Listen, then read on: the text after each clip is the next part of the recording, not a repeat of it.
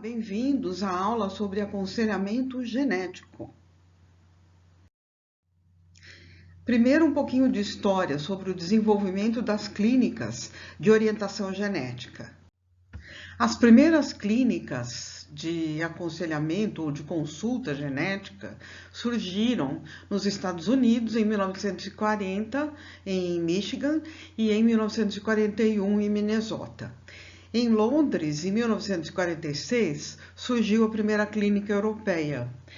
Em 1955, já existiam mais de 12 clínicas nos Estados Unidos.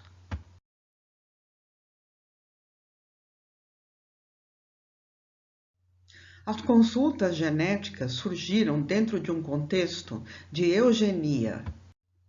A eugenia, que vem do grego bem-gerado, foi criada pelo Galton em 1885 e significava, segundo ele, o estudo dos agentes sob controle social que podem melhorar ou empobrecer as qualidades raciais das futuras gerações, seja física ou mentalmente. Ele tinha, então, a pretensão de desenvolver uma ciência sobre a hereditariedade que pudesse, através de instrumentação matemática e biológica, identificar os melhores membros da espécie, assim como se fazia com cavalos, porcos, etc., portadores das melhores características, e estimular a reprodução.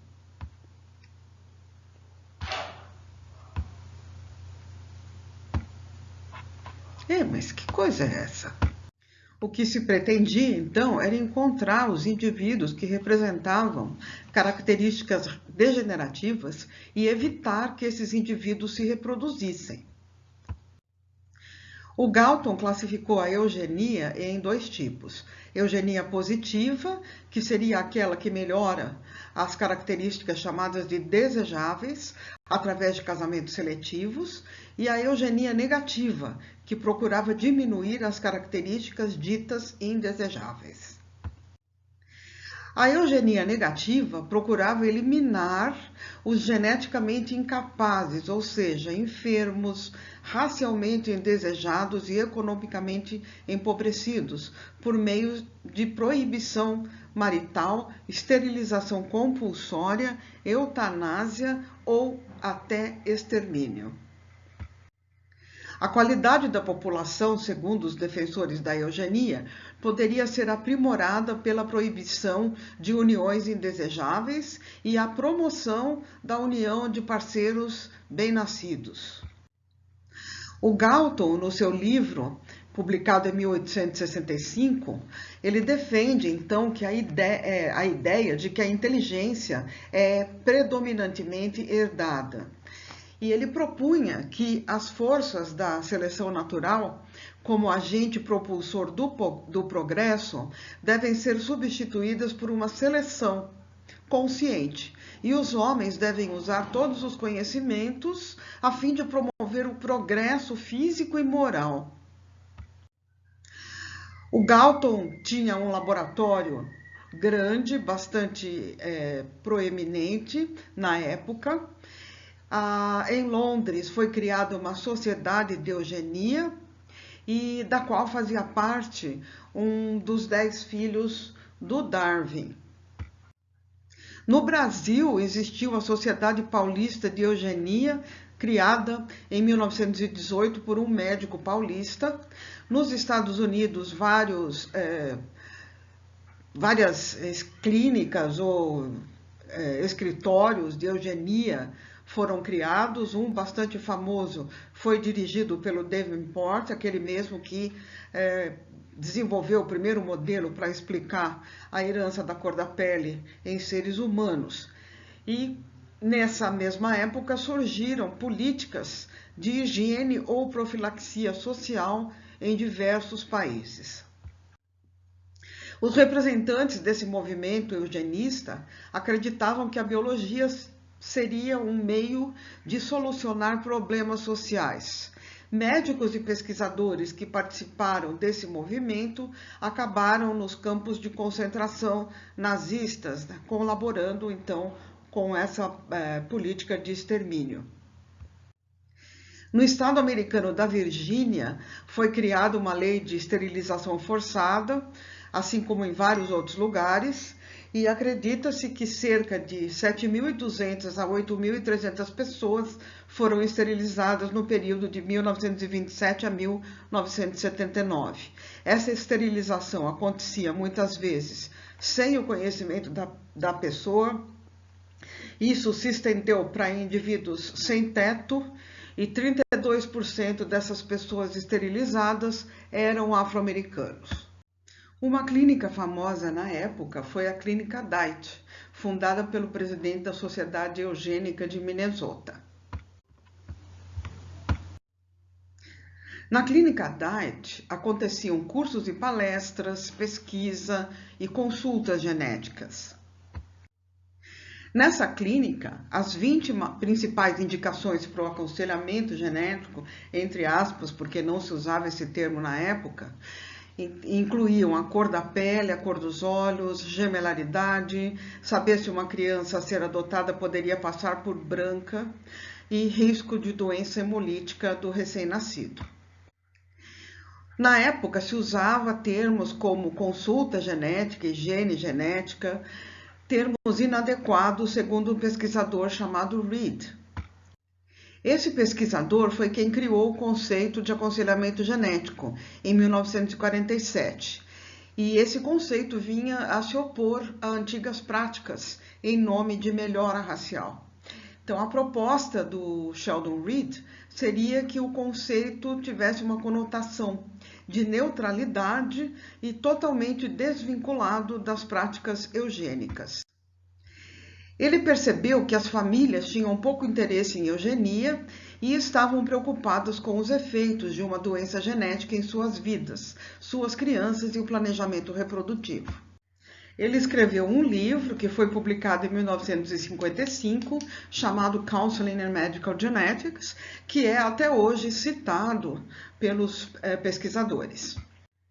Ele se destacou de seus contemporâneos pelo respeito pelos pacientes, pela preocupação com o bem-estar emocional e pela ideia de que a genética médica deveria se distanciar de benefícios financeiros e dessa questão de eugenia. Ele publicou seus pontos de vista nos boletins do Instituto Dyte, onde ele trabalhou. Ele apresentou o conceito de aconselhamento genético no primeiro Congresso de Genética Humana em 1956 e sempre se manifestou contrário à utilização do aconselhamento genético como ferramenta de qualquer programa de governo. Bom, o aconselhamento genético é um processo complexo e, por isso, difícil de ser definido em poucas palavras. Mas a definição americana que é utilizada na maioria das publicações é a seguinte: o aconselhamento seria um processo através do qual pacientes e ou seus familiares são alertados de que uma doença ou defeito tem causa genética, dos riscos de recorrência, bem como as maneiras pelas quais o distúrbio pode ser evitado. É um processo de comunicação que busca dar assistência às pessoas afetadas por distúrbios de causa genética, bem como aos familiares, levando-os a compreender a natureza do distúrbio, a maneira de transmissão e as opções reprodutivas.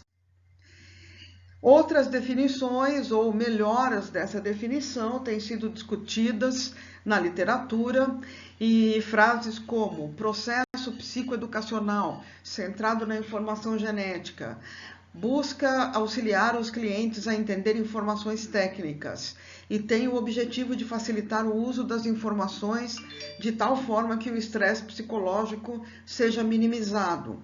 Então, essas frases têm sido utilizadas e podem ser adicionadas àquele conceito inicial. As diretrizes essenciais do aconselhamento genético são as seguintes. Primeiro, a necessidade de um profissional qualificado. Segundo, transmissão das informações relevantes de forma clara e objetiva. Tentativa de garantia de compreensão pelos envolvidos, apoio psicológico ao afetado e aos familiares, consentimento informado, se for o caso, de realização de exames, confidencialidade das informações, considerações de possíveis implicações para a família, manejo adequado da discriminação que pode vir de alguns testes, garantia de decisão autônoma dos assistidos.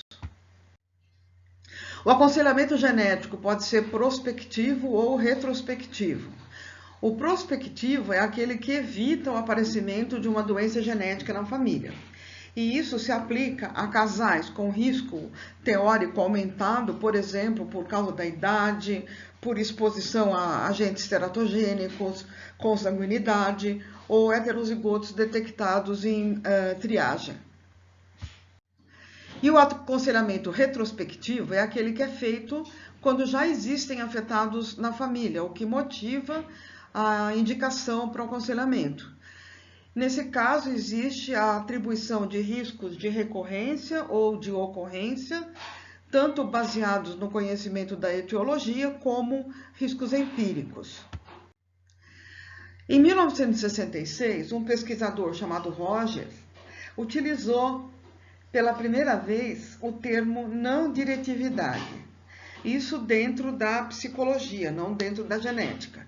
Mas em 1969, num encontro internacional de genética humana, recomendou-se que a não diretividade fosse aplicada ao aconselhamento genético, e isso passou a ser universalmente aceito. A não diretividade significa o seguinte, que as decisões sobre as opções reprodutivas ou sobre a realização de testes genéticos não devem ser influenciadas pela manifestação da opinião do conselheiro. Então, o profissional tem que se manter neutro durante esse processo, não influenciando a decisão da família. Então, o profissional passa a ser um facilitador da informação, cabendo-lhe esclarecer sobre prognóstico, tratamentos, formas de prevenção, etc. E jamais o aconselhador deve impor as suas preferências, mas sim cuidar de que as informações sejam transmitidas e esclarecidas. A não diretividade passou a ser questionada na literatura, no seguinte sentido: nem sempre é possível para que seja conseguido o melhor para o paciente. Em outras palavras, às vezes é melhor sermos um pouco diretivos para que o paciente e sua família tenham o melhor. No seguinte sentido, de indicar um médico que faça, por exemplo, uma vasectomia ou a laqueadura na mulher, a indicação de um profissional que faça a prescrição de anticoncepcional, etc. Bom, as doenças genéticas, como vocês sabem, são todas raras, se a gente considerá-las individualmente. Mas quando nós consideramos o total de doenças genéticas, nós poderemos ver que o impacto não é desprezível. Então, por exemplo, 3 a 5% dos nascimentos resultam em crianças que têm algum tipo de malformação. 0,5% dos nascimentos são de crianças que têm algum tipo de aberração cromossômica. 20 a 30% das mortes na infância relacionam-se com problemas genéticos. 11,5% das admissões em hospitais, na pediatria, se relacionam a problemas totalmente genéticos ou influenciados pela genética. 50% dos casos de retardo mental têm causa genética.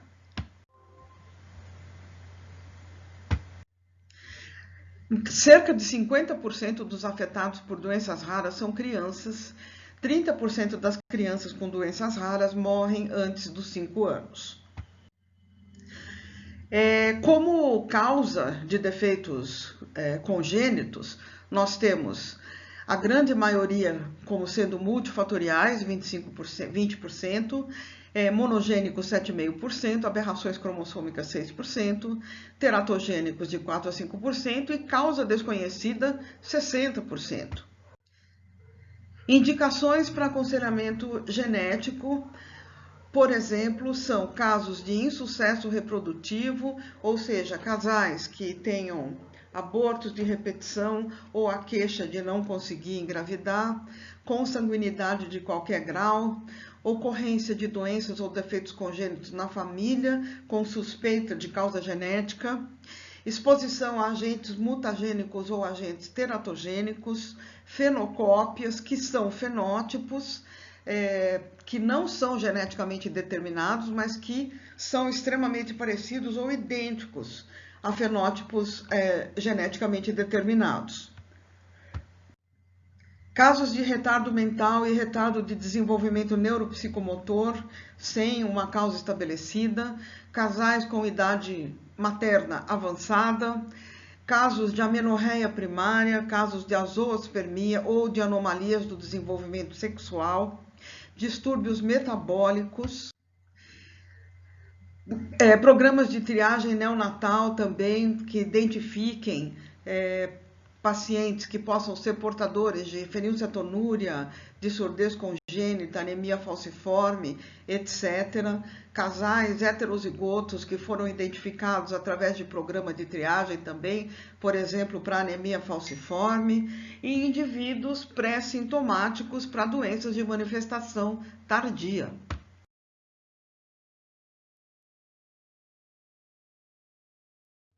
As etapas do aconselhamento genético incluem uma entrevista onde são levantados dados familiares, gestacionais, perinatais, o exame clínico, que é um exame bastante detalhado, que inclui a observação de sinais dismórficos, medidas antropométricas, observação de dermatóglifos e de sinais que podem ser que não são anomalias, mas que podem estar relacionados com algum tipo de fenótipo genético. Na maioria dos casos, não existem sinais patognomônicos. Exames complementares, quando for necessário. Os pacientes que têm doenças genéticas apresentam condições complexas e são pacientes que normalmente são acompanhados por profissionais de diversas especialidades. O diagnóstico preciso depende do reconhecimento dos sinais fenotípicos e também de exames complementares. Convém salientar que muitas doenças genéticas, justamente por serem raras, têm os fenótipos mal delineados e critérios não muito bem estabelecidos. Uma pessoa que trabalhe com aconselhamento genético está constantemente estudando a literatura especializada, consultando bases de dados e utilizando softwares que ajudam no processo, como o Possum, que foi desenvolvido na Austrália, o LDDB, que foi desenvolvido na Inglaterra, e sobre displasias ectodérmicas desenvolvido aqui na nossa universidade. Concluído o processo, é necessário que seja dada uma explicação verbal aos consulentes, adaptada às condições culturais e psicológicas da família. O aconselhamento genético envolve a transmissão de informações complexas a pessoas que sabem pouco ou nada sobre genética. A escolha das palavras pode ter um efeito profundo sobre os consulentes e é claro que se relaciona com a eficácia do aconselhamento genético. O aconselhador deve verificar a compreensão pelos consulentes constantemente. Um dos aspectos importantes do aconselhamento é o levantamento do heredograma, que deve ser o mais completo possível. Recomenda-se na literatura que seja feito o levantamento de pelo menos 3 gerações. E nesse heredograma devem ser colocadas as ocorrências de mortes na infância, de abortos, de natimortos, a existência de consanguinidade, a paternidade. Às vezes as crianças são filhas de pais diferentes e isso do ponto de vista genético é importante. A questão da adoção também. A investigação deve ser feita em ambos os lados, tanto do lado paterno quanto do lado materno, e a ocorrência de problemas em outros membros da família. As etapas incluem também a hipótese, elaboração de uma hipótese diagnóstica para o probando ou propósito, a atribuição de riscos de recorrência, ou seja, de repetição, ou de ocorrência em outros membros da família. Às vezes é necessário um acompanhamento do paciente que ainda não teria um diagnóstico na tentativa de estabelecê-lo, e tendo sido estabelecido, então, é também elaborado um laudo escrito que será entregue à família. E, como eu já havia falado, existem muitos casos que ficam sem diagnóstico, isso em qualquer serviço de genética do mundo. Na realidade, o conhecimento genético é fragmentado e incompleto, respostas definitivas às vezes não podem ser dadas, o aconselhamento é repleto de incertezas, e uma outra função do aconselhamento é lidar com a ausência de diagnóstico. Os riscos que estão envolvidos no aconselhamento são classificados em altos, médios, baixos e desprezíveis. Um risco alto pode variar de 100% a 25%. 100% quando existe, por exemplo, uma translocação 21-21, sendo um dos pais portador. 25% quando a gente está lidando com doenças recessivas. 50% característico de autossômico dominante, sendo um dos pais afetados. 40%, por exemplo, em casos de penetrância incompleta. Riscos médios geralmente estão associados a casos de herança multifatorial ou a casos com aberrações cromossômicas. Isso gira em torno de 10, 15%. Riscos baixos também estão associados com problemas multifatoriais ou problemas por aberração cromossômica, como síndrome de Down por trissomia simples. E os riscos chamados de desprezíveis são aqueles que envolvem a ocorrência de mutações novas ou quando é estabelecido que o paciente não tem um problema de origem genética. Muito obrigada. Até a próxima.